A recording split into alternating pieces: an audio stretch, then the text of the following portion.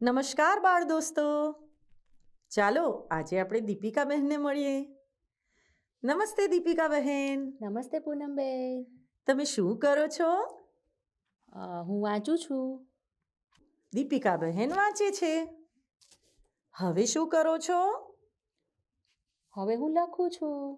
હવે દીપિકા બહેન લખે છે.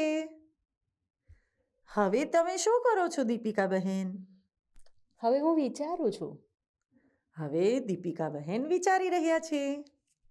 તો આપણે દીપિકા બહેનની જુદી જુદી ક્રિયાઓને જોઈને બાળ મિત્રો, આપણે સવારે ઉઠીએ ત્યારથી રાત્રે સૂઈ જઈએ ત્યાં સુધીમાં કેટલીય ક્રિયાઓ કરતા હોઈએ છીએ. આ ક્રિયાઓને આપણે જ્યારે સંસ્કૃતમાં કહેવી હોય તો કેવી રીતે કહીશું એ જોઈએ. પરંતુ એ માટે આપણે સંસ્કૃત સોપાનમ પુસ્તિકાના પાના નંબર 8ને ખોલીને એકવાર જોઈશું. અહમ કરોમી, અહમ ક્રીડામી, અહમ કંદુકમ ક્રીડામી, અહમ લિખામી, અહમ લેખમ લિખામી,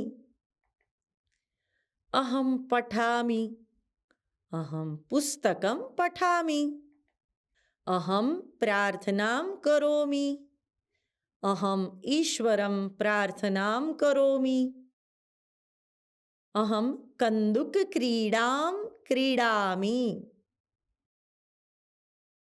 અહમ નમસ્કરોમી,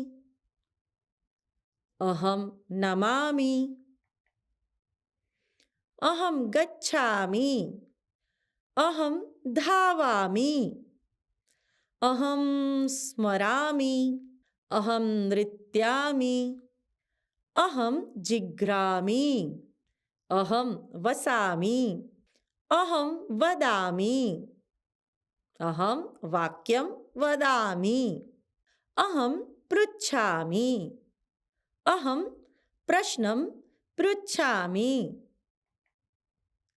અહમ પશ્યામી, અહમ મયુરમ પશ્યામી, અહમ હસામી, અહમ હસામી, અહમ ગાયામી, અહમ મધુરમ ગીતમ ગાયામી, અહમ પિબામી, અહમ જલમ પીબામી, અહમ તિષ્ઠામી, અહમ તિષ્ઠામી. તો જોયું બાળ દોસ્તો, સંસ્કૃતમાં નાના નાના વાક્યો બોલવા કેટલા સરળ છે. આપણે અત્યારે જે ઉદાહરણ સાથે વાક્યો જોયા, આ જ રીતે તમે પણ ક્રિયાઓને વાક્યોમાં ઢાળી બોલવાનો પ્રયત્ન કરશો. અસ્તુ. નમસ્કાર.